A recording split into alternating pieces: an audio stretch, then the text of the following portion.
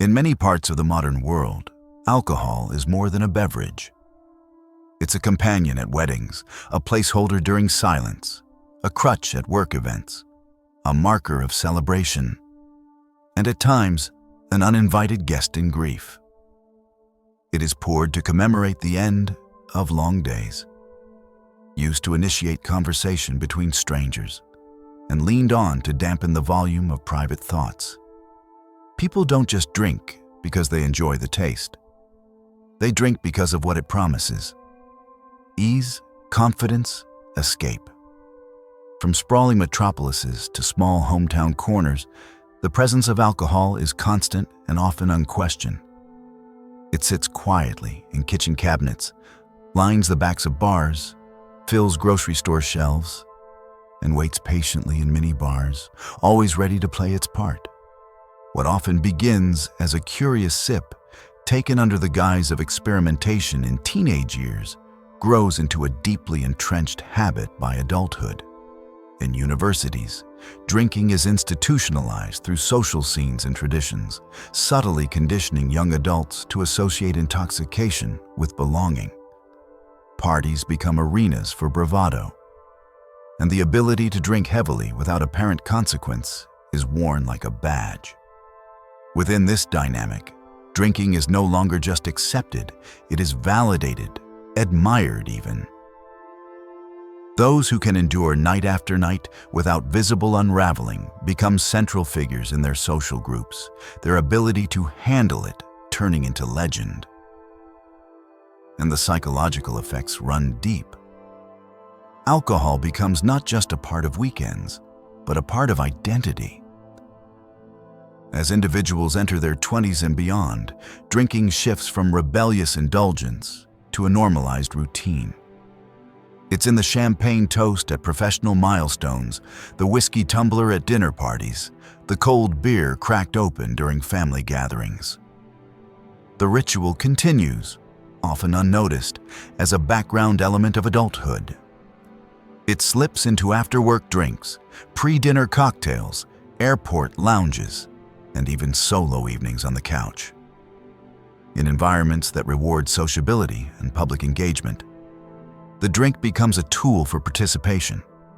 In fact, to decline it in certain circles invites confusion, suspicion, or the dreaded label of being no fun. The effects at first are subtle. A fuzzy head in the morning chalked up to dehydration, a missed workout here or there, increased cravings for fried food, slight irritability that's written off as stress from work. The deeper consequences rarely appear all at once. Instead, they arrive slowly, disguised as other things. Fatigue blamed on poor sleep hygiene, mood swings attributed to seasonal changes, weight gain passed off as metabolism slowing with age. But in truth, alcohol becomes the hidden thread tying these changes together, a common denominator hiding in plain sight. For many, the revelation doesn't come with a crash or a rock-bottom story. It arrives through accumulation of missed mornings, broken routines, social fatigue, subtle shame. At a certain point, questions start forming. What purpose does this still serve? Is this helping or hindering? What would life look like without it?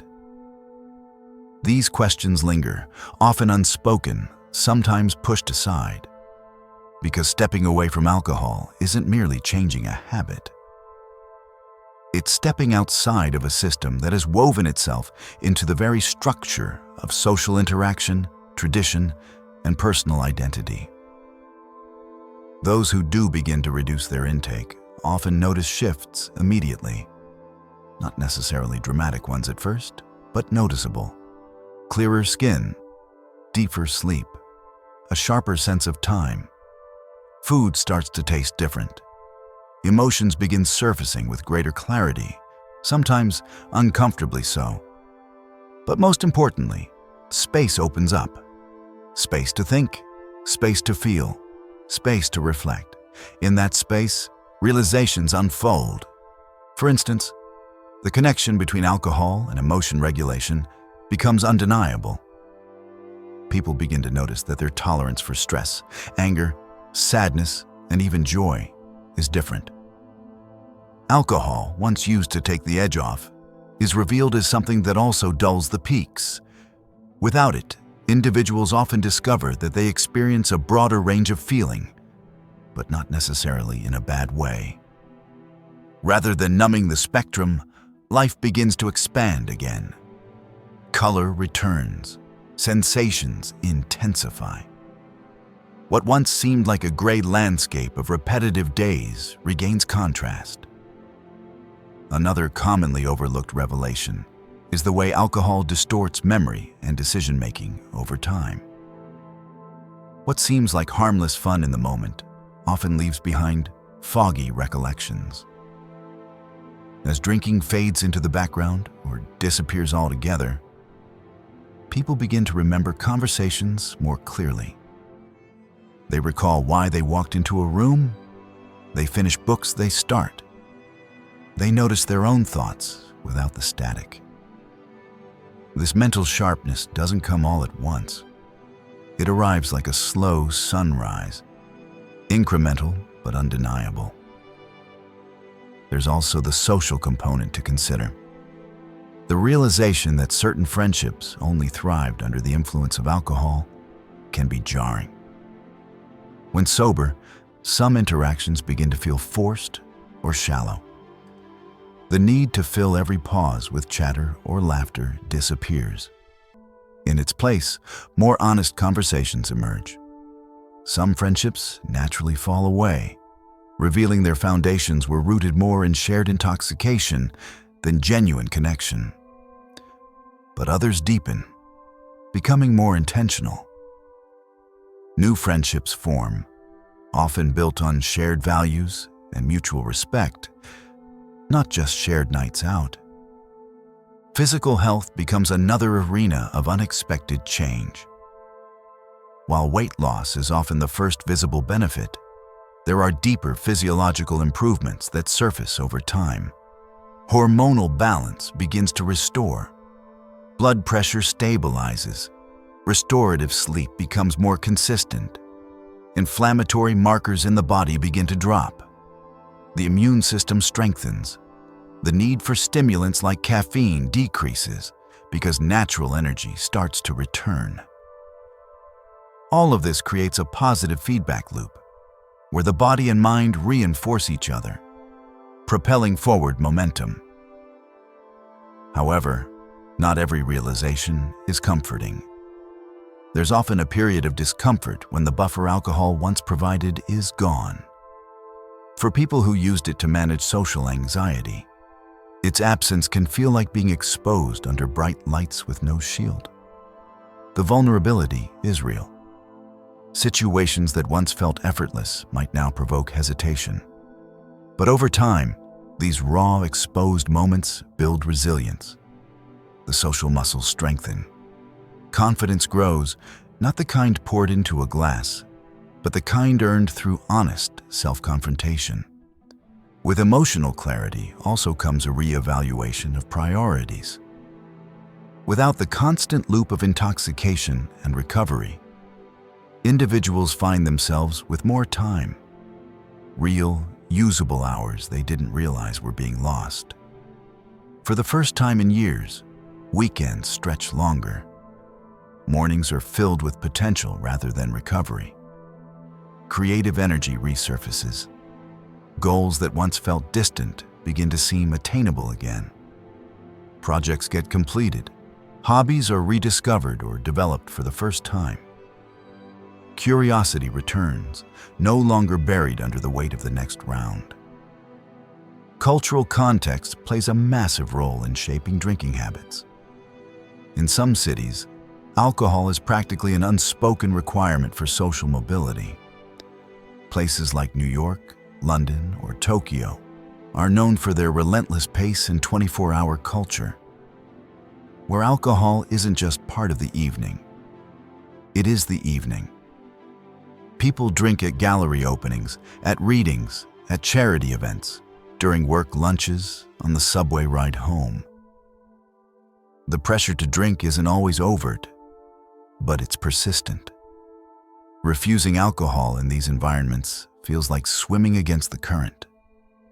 Contrast that with places where wellness, movement, and outdoor living are prioritized. Cities like Los Angeles, Vancouver, or Cape Town.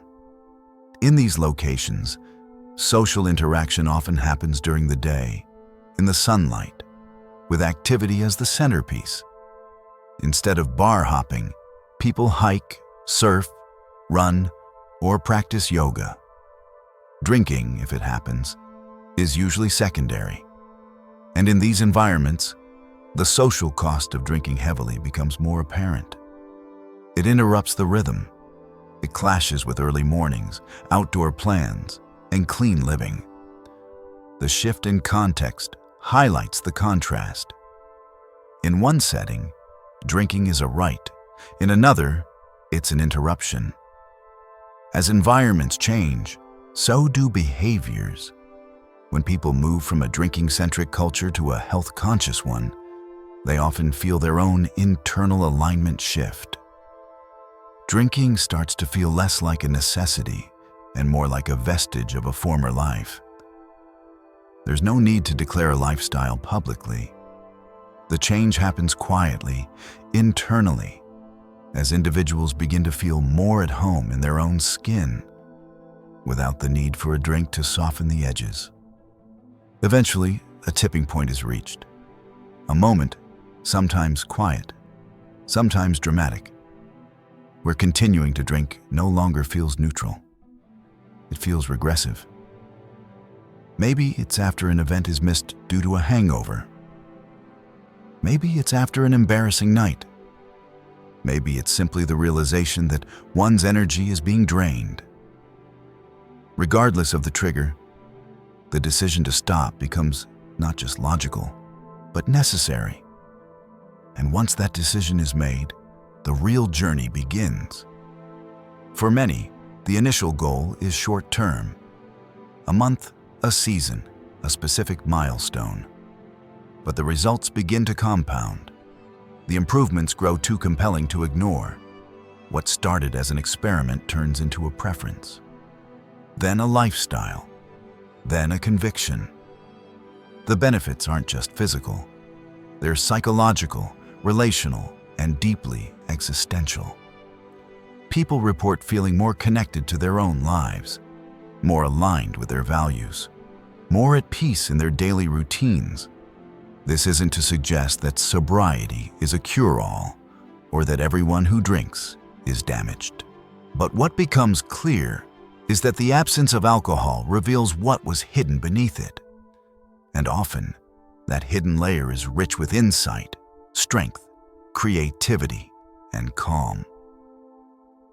When alcohol begins to fade from someone's daily routine, the ripple effects often reach further than expected. What initially appears to be a lifestyle shift quietly transforms the architecture of thought itself. The brain, once dulled by recurring cycles of intoxication and withdrawal, starts to wake up in unfamiliar ways. Emotional processing sharpens, memory retrieval becomes smoother, attention spans lengthen. For the first time in years, the mind experiences silence not as emptiness, but as clarity. And in that stillness, a person begins to ask questions that had been avoided for far too long. Why were certain decisions made? What truly brings fulfillment? Which relationships feel meaningful? And which ones simply existed out of convenience or inertia?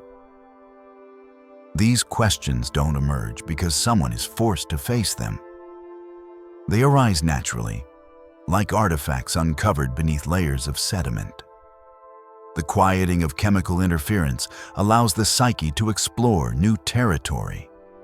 That exploration can be disorienting, even painful. But within that discomfort lies the seed of transformation. As alcohol recedes, sleep becomes something else entirely. No longer broken into fragmented cycles or interrupted by midnight dehydration, sleep deepens. Mornings no longer arrive like punishments. Instead, they become opportunities. The simple joy of waking up without a pounding head or a dry mouth becomes a recurring gift. Productivity isn't powered by guilt or caffeine. It flows from well-rested energy. Focus sharpens. Deliberate action replaces compulsive reaction. Over time, this internal transformation becomes visible to others. Friends and family start to notice changes, small at first. The person seems more patient, more present. Their eyes look clearer. Their posture seems lighter. These observations aren't always voiced, but they are felt. People begin to gravitate toward the individual, not because they're the life of the party, but because they radiate groundedness. And this is one of the greatest hidden gifts of sobriety. It not only heals the person who stops drinking, it also subtly elevates those around them. There is a social metamorphosis as well.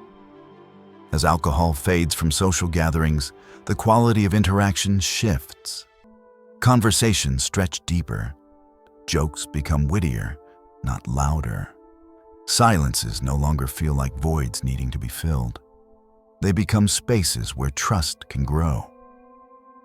Over time, the individuals who remain close are the ones who value authenticity more than temporary entertainment. In this way, sobriety becomes a sieve, gently filtering out superficial connections while leaving behind relationships that nourish the soul. With that shift also comes a radical rediscovery of time. The hours once spent preparing for nights out, drinking, recovering, and managing the emotional fallout of excessive consumption suddenly return. For the first time in years, weekends stretch wider. Evenings become expansive. People find themselves experimenting, trying new hobbies, reading books they had long abandoned, learning instruments, exploring nature, volunteering, or building passion projects. This reclaimed time isn't just used for distraction. It's often used to reconnect with purpose. In the absence of alcohol, creativity takes on a new dimension. Ideas come faster, execution becomes easier. Projects that once felt overwhelming become achievable. This is not because sobriety unlocks some magical talent. Rather, it removes the numbing layers that had been clouding intuition. The creative impulse, once dulled by routine intoxication, begins to spark again. Artists, writers, designers, and entrepreneurs often report an overwhelming surge of new concepts and increased stamina to bring those visions to life. At the same time, there is often a reconciliation with the past. Memory, once fogged by years of chemical haze, becomes sharper. Long forgotten moments reappear. Emotions thought buried resurface. This isn't always comfortable. Some memories are painful. Old regrets come into focus. But sobriety doesn't just offer clarity. It offers the strength to face that clarity. Emotional resilience builds, self-compassion deepens. And rather than avoiding the past, people learn to integrate it, using it as a foundation for a better future rather than a weight dragging them down. As this process unfolds, the role of alcohol in society becomes increasingly visible. Once seen as a normal aspect of adulthood, it begins to appear through sober eyes, like an invisible force shaping behavior in unhealthy ways. Walk into any upscale restaurant and notice how the wine list gets more attention than the food. Watch how toasts begin every formal event. Observe how birthday celebrations, weddings, professional achievements, and even funerals often involve raised glasses. Alcohol isn't just present, it's symbolic. It signals celebration, consolation, connection.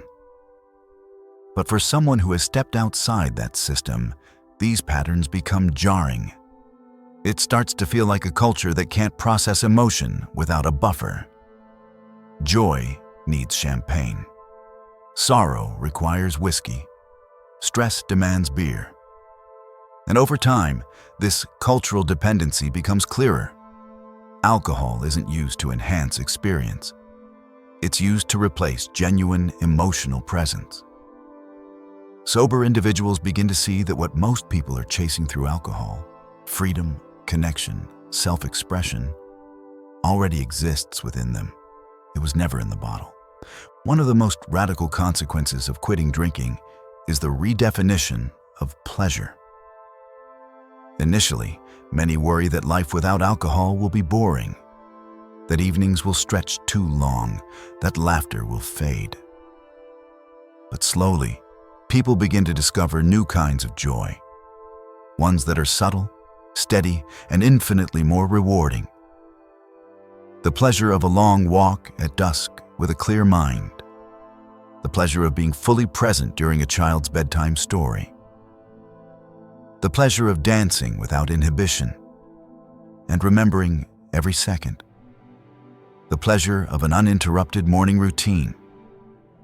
The pleasure of intimacy without dullness or distortion. And intimacy, perhaps more than any other aspect of life, undergoes a powerful transformation. Relationships become more attuned. Romantic partners connect with greater clarity and intention. Vulnerability no longer requires intoxication. It becomes a language in itself. Physical affection is not blunted but intensified. Touch is felt with greater sensitivity. Eye contact holds more meaning. Even sexuality often improves, not in superficial ways, but in depth, presence, and mutual awareness. Without alcohol masking insecurities or amplifying ego, people engage each other more authentically. In parallel, the body experiences its own quiet revolution. From the inside out, healing begins. Organs no longer burdened by toxins begin to repair. The skin regains vibrancy. Blood sugar stabilizes. Digestive systems function more efficiently. Hormonal rhythms restore. For those who once experienced chronic conditions worsened by drinking, such as inflammation, fatigue, or hormonal imbalances, improvements become undeniable. And because these changes occur gradually, they are sustainable, not the result of crash diets or trends, but of a gentle return to biological balance. For some, the external world doesn't understand this change right away. Friends may joke, colleagues may ask intrusive questions, extended family might not know how to respond. This is part of the unspoken difficulty in sobriety, not just changing a personal habit, but facing cultural discomfort. People who drink often feel threatened by those who don't, not because they are judged, but because a mirror is being held up to their own behavior. Navigating this space requires patience, grace, and firm boundaries. But over time, respect grows. As those around witness the improvements in mood, energy, and presence, resistance softens. Some become curious. Others quietly begin their own experiments with sobriety. Change ripples outward, not through preaching, but through modeling. A better life becomes the message. There's also a newfound appreciation for solitude. Without the constant chase for stimulation or escape, being alone becomes something else entirely. Not loneliness, but solitude. Not emptiness, but space. It is in this stillness that many find a deep well of contentment they didn't know existed. Nature speaks louder. Music resonates deeper. Thoughts become companions rather than intrusions. People learn to be with themselves again. And in doing so, they find that they were never lacking. They were simply distracted. Sobriety also redefines success. Without alcohol distorting judgment, Decisions become more values-driven. Work is done with greater integrity. Financial choices improve. Career paths shift. Some leave high-paying roles to pursue meaningful ventures. Others step into leadership roles they once avoided. The ambition doesn't vanish, it transforms. No longer fueled by insecurity or external validation, it becomes grounded in purpose and vision. And purpose, at its core, becomes more than just productivity. It becomes about alignment, living in accordance with inner truth, doing what matters, even if it means doing less. The noise fades. What remains is intentional living. Days are not raced through, they are inhabited. Moments are not numbed, they are experienced. And over time, this becomes the new normal. Yet, none of this arrives overnight. It is a process, sometimes slow, sometimes jarring. It involves grieving, not just the substance, but the life built around it. It means letting go of certain traditions, saying goodbye to certain people, rewriting the script of social connection. But what arises in its place is something far more lasting, not a version of life that is smaller or more restricted, but one that is fuller and more awake. The world tends to romanticize drinking. Films frame it as the backdrop to both heartbreak and triumph. Advertisements link it with status, freedom, and pleasure. Social media showcases wine glasses raised under string lights or beers clinked in celebration of nothing at all. In this cultural haze, the line between enjoyment and dependency becomes hard to detect. People don't usually set out to drink excessively. What happens more often is a slow drift, an unconscious movement from casual use to quiet necessity. The shift is subtle. A drink to relax after work becomes routine. Weekend outings are incomplete without multiple rounds. Holidays revolve around punch bowls and champagne toasts. Stressful days call for something stronger. And over time, these patterns compound. What once felt optional begins to feel required, not in a dramatic or obvious way, but in a quiet, creeping fashion. Alcohol moves from the periphery to the center. It becomes something expected, an assumed feature of adulthood. In this context, choosing to stop isn't just a personal decision. It's an act of quiet rebellion. To decline the drink at dinner, to walk past the liquor aisle without pause, to host a gathering without bottles on the table. These actions speak louder than intended. They push against the grain. They cause others to take notice, sometimes uncomfortably so. Because within cultures saturated by alcohol, abstaining isn't neutral. It's a statement. It asks a question many don't want to answer. What purpose does this really serve? As alcohol use diminishes, a kind of cognitive distance opens up. The mental and emotional grip loosens. Things that once seemed normal begin to look strange. The way people laugh louder after their third drink. The way tension rises when a bottle runs low. The way entire conversations become cyclical, slurred, or forgotten. These observations aren't made in judgment, but with clarity. The fog clears and the picture shifts. Behavior that was once part of the background now reveals itself in detail. Often unflattering, occasionally heartbreaking. This clarity doesn't just apply to others, it extends inward. Patterns come into focus. The reasons why drinking felt necessary become visible. Perhaps it was avoidance. Perhaps it was loneliness. Perhaps it was the need to match someone else's pace. In any case, the motivations become transparent. This awareness can sting. But in that sting lies the opportunity for freedom.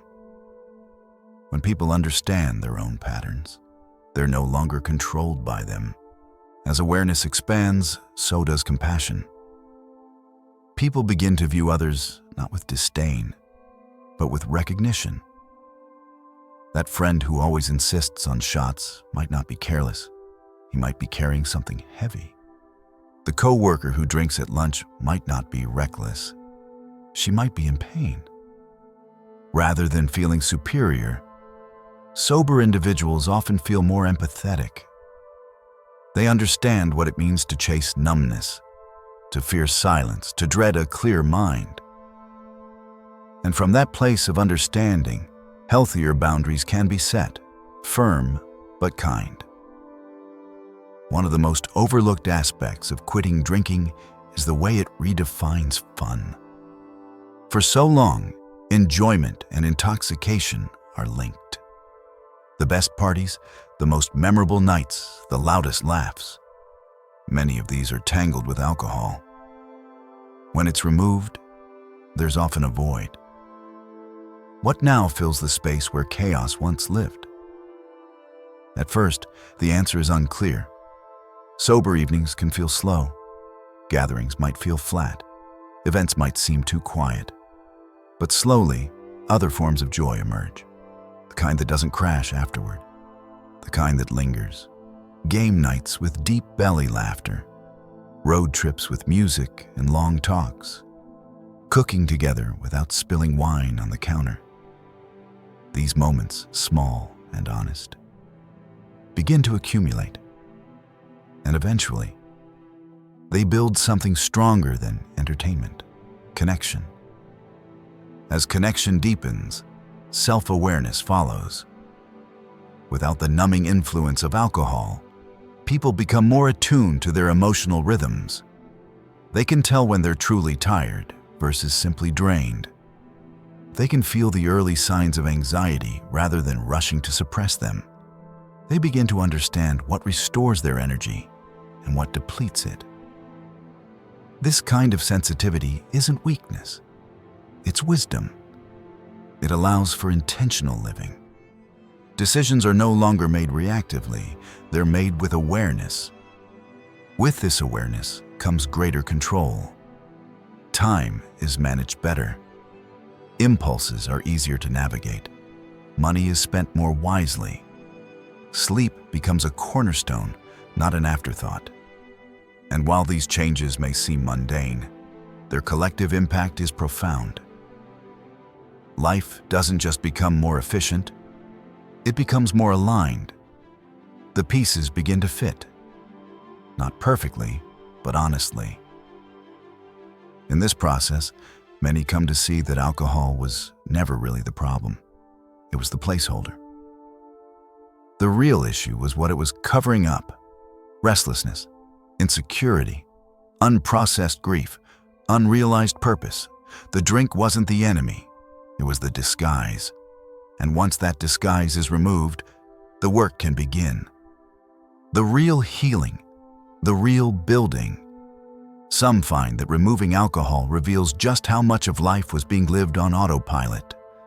That the chase for stimulation, through bars, through social drama, through constant plans, was a way to avoid presence. Sober living, in contrast, invites presence. It insists on it. You can't hide behind a buzz. You can't mask discomfort. You're simply there, with your thoughts, with your breath, with the people in front of you. And in that state, something extraordinary happens. You become available to yourself, to your work, to those you love. For creatives, this availability is gold. No longer relying on artificial states of inspiration, they tap into a deeper well. Ideas form with more structure. Expression becomes more honest. The fear of failure lessens because self-worth is no longer tied to performance in altered states. Artistic flow is no longer chased through chaos. It's cultivated through discipline and presence. The muse isn't summoned by wine. It's sustained by clarity. In romantic relationships, the absence of alcohol can cause growing pains. Habits that once revolved around drinking, Friday night cocktails, celebratory dinners, vacation indulgences, have to be replaced. But those replacements often become deeper. Instead of sharing a bottle, couples might share a walk, a project, a long conversation. The bond strengthens not through shared escape, but through shared reality. Love, in this form, becomes less performative and more supportive. Intimacy becomes less about seduction and more about safety. Trust builds not in grand gestures, but in quiet consistency. Of course, the decision to quit drinking doesn't happen in a vacuum. It brushes up against every layer of identity. Some people fear they'll become dull. Others worry they'll lose friends. Still others believe they'll miss out. And to be fair, some things are lost. Certain relationships do fade. Some invitations do disappear. The landscape changes. But what replaces these things is a life lived with eyes open. A life not dictated by the next drink or the next recovery. A life where confidence is built, not poured. Where social connection is earned, not faked. Where mornings start with intention, not regret. This life isn't flashy. It isn't always easy, but it is sturdy. And over time, it becomes preferable. What was once a daunting change becomes a permanent shift. The identity of the drinker dissolves, replaced by something more authentic. A person who chooses clarity over fog, depth over noise, truth over tradition. And still, the world keeps spinning. Bars stay open. Commercials still glamorize champagne. Social pressures don't vanish. But within the person who has chosen another way, something anchors. They know they've stepped off a treadmill. They've reclaimed time, health, and peace. And in doing so, they've made space for creativity, for connection, for a life that belongs entirely to them. In a society where drinks flow as freely as conversations, stepping away from alcohol can feel like standing still while everyone else keeps moving. But what initially seems like isolation eventually becomes clarity. The stillness reveals things that movement never could. Not just about the drink itself, but about the systems, relationships, routines, and internal stories that were built around it. People begin to realize that alcohol wasn't just a substance. It was part of a structure. And once it's removed, the scaffolding either collapses or becomes visible for the first time. This visibility can be shocking. So much of adult life has been normalized around a behavior that, when stripped down, is chemically altering the brain and body on a regular basis. Entire industries cater to the assumption that adults require this substance to relax, to socialize, to celebrate, even to mourn. From corporate retreats to art openings, from weekend brunches to high-stakes fundraisers, the presence of alcohol is not only accepted, it is expected. And not participating can feel like a violation of a contract no one remembers signing. But over time, those who opt out discover something liberating. When alcohol leaves the equation, a powerful kind of self-ownership begins to emerge. It becomes clear that the drink was never the source of fun or connection or creativity. It was a filter, one that blurred discomfort, yes, but also diluted joy. Without it, the highs become sharper, the lows more honest, and the in-betweens more meaningful. This clarity often ushers in a wave of recalibration. People re-examine their rituals. The daily habits that once included winding down with a drink are replaced with other forms of closure. Tea, reading, stretching, reflection. Social events that once revolved around getting buzzed shift toward shared activities, deeper conversations, or more intentional rest. Even holidays take on new meaning, no longer reduced to toasts and hangovers. but infused with presence and peace. One of the most profound shifts happens in the internal dialogue. The voice that once whispered justifications, "It's only one. I deserve this. Everyone else is drinking," begins to quiet. In its place, a different voice grows louder. A voice rooted in truth, not impulse. It says things like, "I choose to feel everything. I want to remember tonight. My time matters." That voice becomes a compass, guiding decisions not based on cravings or conformity, but on alignment. This internal compass doesn't just guide sobriety. It transforms the way people approach everything. Career paths are reevaluated. Priorities are reshuffled. Rest becomes non-negotiable. Boundaries are reinforced. Emotional awareness deepens. People start showing up for themselves in ways they hadn't before. Not with perfection, but with consistency. And that consistency becomes the foundation for self-respect. With self-respect comes discernment. The ability to recognize when a situation no longer serves. The clarity to walk away from one-sided relationships. The wisdom to choose rest over busyness, solitude over noise, authenticity over performance. This discernment is earned. It's built through many quiet moments. Saying no when it would be easier to say yes. Sitting with discomfort instead of running from it. Allowing joy to be enough without enhancement. Joy, in fact, takes on a new definition. No longer tied to escape, it becomes rooted in engagement. It's found in the details. A morning breeze through an open window, the satisfaction of a completed task, the laughter that rises naturally without effort. This kind of joy doesn't spike and crash. It lingers. It builds. It becomes a quiet current running underneath daily life, accessible and steady. This steady joy changes how people pursue pleasure. It's no longer about intensity, it's about depth. Meals are enjoyed more slowly. Music is heard more fully. Nature is observed with fresh eyes. Conversations unfold without rush. Time expands. Even silence becomes comforting. The constant hunger for stimulation fades. In its place is a kind of fullness, a sense that nothing more is needed in this moment than what already is. As this new way of living takes hold, a different kind of strength begins to grow. Not the kind that muscles through pain or outpaces weakness, but the strength of presence. The strength to witness emotion without needing to fix it. The strength to be vulnerable without shame. The strength to choose discomfort in service of growth. This strength is not performative.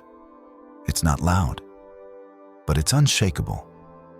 With strength comes softness, not passivity, but compassion. Toward others, yes, but especially toward self. People learn to forgive the versions of themselves who once needed alcohol to cope, to connect, to belong. They stop waging war on their past and start weaving it into something meaningful. The mistakes, the regrets, the nights they wish they could take back. They become part of the story, but no longer define it. The narrative changes. It becomes one of resilience, of awakening, of return. This return is not a regression to who they were before drinking. It's a return to something deeper. The parts of self that were always there but got buried under layers of conditioning, distraction, and cultural noise. Sobriety doesn't make people someone new. It allows them to become fully themselves, often for the first time. That return to self reshapes ambition. Goals shift. The desire to impress gives way to the desire to contribute. Success is no longer measured by titles or income, but by alignment and integrity. Some start businesses rooted in values. Others pursue creative endeavors once abandoned. Some choose slower lives, more connected to nature or community. Whatever the path, it's walked with intention, and intention becomes the theme. Nothing is automatic anymore. From what goes on the calendar to what's eaten for dinner, choices are made with awareness. Even rest is approached with reverence. There's less multitasking, less distraction, more presence, more care. Time becomes sacred, not in a precious or rigid way, but in a respectful one. There is an understanding that every hour spent awake and sober is an investment, not only in self, but in the people around them. And those people do notice. Partners, children, co-workers, neighbors. They see the difference, not just in behavior, but in presence. Conversations deepen. Arguments decrease. Trust is rebuilt. Children feel more seen. Partners feel more held. Friends feel more heard. These improvements are not always dramatic. They are slow, sometimes invisible. But over time, they shift the entire atmosphere of relationships. Of course, life still happens. Challenges don't vanish. Stress, loss, disappointment, fear, these remain part of the human experience. But without alcohol in the picture, people meet these challenges with tools instead of crutches. They learn to regulate emotions, to ask for help, to sit with grief, to process anger. They develop emotional stamina. They stop numbing and start healing. This healing ripples outward. Health improves, not just physically, but mentally and relationally, spiritually. Communities benefit. Workplaces benefit. Children benefit. The impact of one person's decision to stop drinking can reach dozens of others. Sometimes quietly, sometimes profoundly, but always meaningfully. And this meaning becomes the anchor. When people look back after months or years of sobriety, what they often feel is not pride or superiority, but gratitude. Gratitude for the peace they once thought impossible. Gratitude for the energy they'd forgotten they had. Gratitude for the memories they now get to remember. Gratitude for the small joys that once went unnoticed. Gratitude for their own company, something that for many years had been too hard to keep. This gratitude turned sobriety from a challenge into a choice, not a punishment, not a sacrifice, but a return to wholeness, a way of saying yes to life, to clarity, to truth. It is not about deprivation, it is about liberation, the freedom to feel, to grow, to be present, the freedom to live without buffers, to show up fully even when it's hard, to choose connection over coping, to choose depth over distraction. And so the journey continues, not with fanfare, not with milestones to chase, but with steady steps. Each day a reaffirmation, each choice a quiet revolution. And in that ongoing journey, there is strength, there is softness, there is freedom, there is life.